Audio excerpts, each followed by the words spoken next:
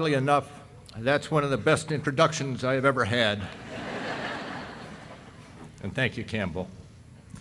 And good afternoon, everyone. Thank you, John, for having me.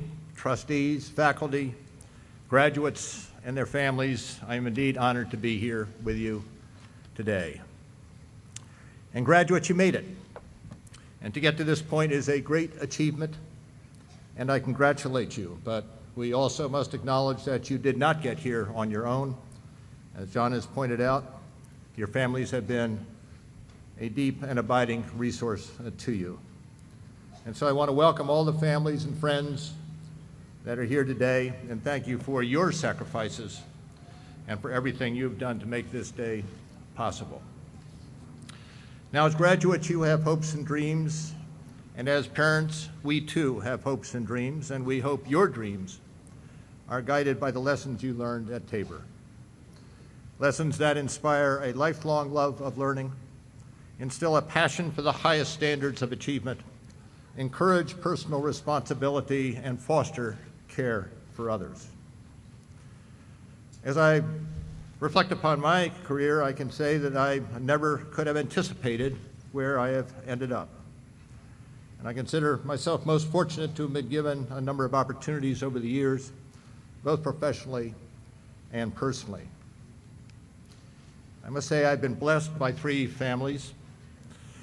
My family, my wife, my children, grandchildren, husbands, my Marine Corps family, and for the last 12 years, my FBI family. And from each of these families, I have learned a number of life's lessons.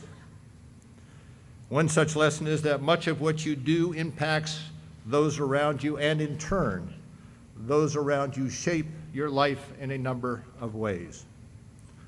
Such lessons can often be frustrating as well as uplifting. And Lord knows I myself have had plenty of opportunities to grow within these three families. And today I want to touch on several such lessons learned through these relationships. And these lessons relate to service, integrity, patience, and humility. And perhaps my experiences, and in some cases my mistakes, will strike a chord with you. Let me turn first to the importance of public service, or service over self. I can say that I did not really choose public service, rather I more or less fell into it early on, perhaps not fully appreciating the challenges from such service. While at Princeton, I had one of the finest role models I could ever have asked for in an upperclassman by the name of David Hackett. I played lacrosse with David in the spring of '65. He was not necessarily the best on the field, but he was a determined and a natural leader. And he graduated later that spring and joined the Marine Corps. And David was a leader and a role model on the fields of Princeton. He also was a leader and a role model on the fields of battle. And a year later, after David had been in the Marine Corps, and as we were graduating, we faced the decision of how to respond to the war in Vietnam. And a number of Dave's friends and teammates joined the Marine Corps because of him, as did I. David, in the meantime, volunteered for a second tour in Vietnam, but did not survive as he lost his life to a sniper's bullet. And so I do consider myself fortunate to have survived that tour in Vietnam.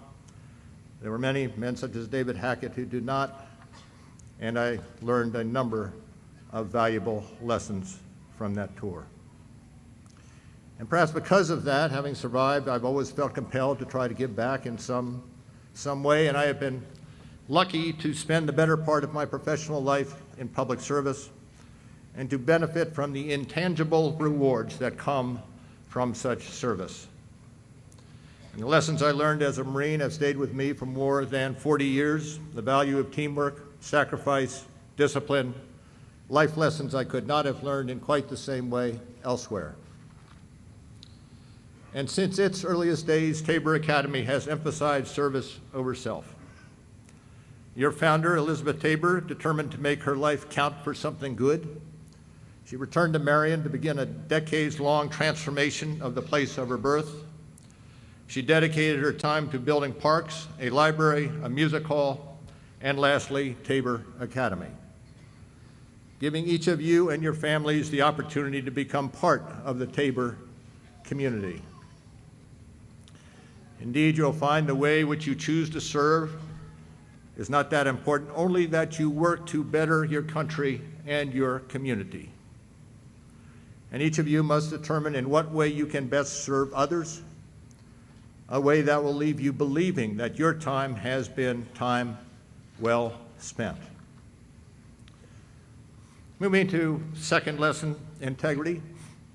When given the opportunity to address students, I always mention integrity because it is so essential to who and what you ultimately will become.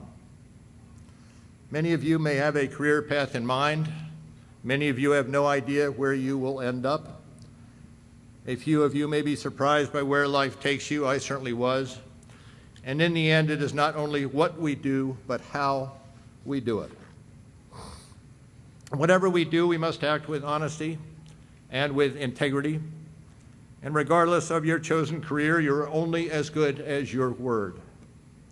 You can be smart, aggressive, articulate, indeed persuasive, but if you are not honest, your reputation will suffer, and once lost, a good reputation can never, ever be regained.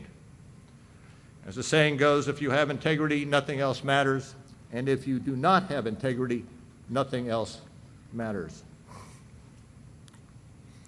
The FBI's motto is fidelity, bravery, and integrity. And for the men and women of the FBI, uncompromising integrity, both personal and institutional, is the core value. And that same integrity is a hallmark of this institution. As a Tabor graduate, you possess the passion for the highest standards of achievement and personal integrity. Your academic career and your personal success will be anchored on that same precept. And there will come a time when you will be tested. You may find yourself standing alone against those you thought were trusted colleagues. You may stand to lose what you have worked for, and the decision will not be an easy call. But surely Tabor Academy has prepared you for just such a test, as embodied in Tabor's adage, truth always conquers. As graduates, you are charged with upholding this legacy of honesty and integrity. And today you become the standard bearers. Turning to lessons on patience, Boston-born writer Barbara Johnson once defined patience as the ability to idle your motor when you feel like stripping your gears. And for those of us who are not inherently patient, including myself, it is an acquired skill, and believe me, it is hard-earned, and people will say that I am still learning. And patience includes, at its essence, the ability to listen, really listen to others, and especially listen to those close to you. And this is not always easy, particularly for someone such as myself. In one of my first positions with the Department of Justice many years ago, I found myself head of the criminal division here in the U.S. Attorney's Office in Boston. And I came to the realization early on that lawyers would come to my office for one of two reasons: either to be seen or seen on the one hand, or to obtain a decision on some aspect of work on the other hand. I quickly fell into the habit of asking one question whenever anyone came to the door, and that question was, what is the issue? And if there was an issue, we handled it and made a decision. If not, we moved on. A word of caution: this question, what is the issue, is not necessarily conducive to your married life. One evening I came home to my wife Ann, who had had a very long day teaching, then spending time with our two young daughters, and she began to describe her day to me. After just a few moments, I interrupted and rather authoritatively asked, "Darling, what is the issue?" She claims I did not say darling. But her response, as I should have anticipated, was immediate. She was incensed. "I am your wife," she said. "I am not one of your attorneys. Do not ever ask me what is the issue. You will sit there and you will listen until I am finished.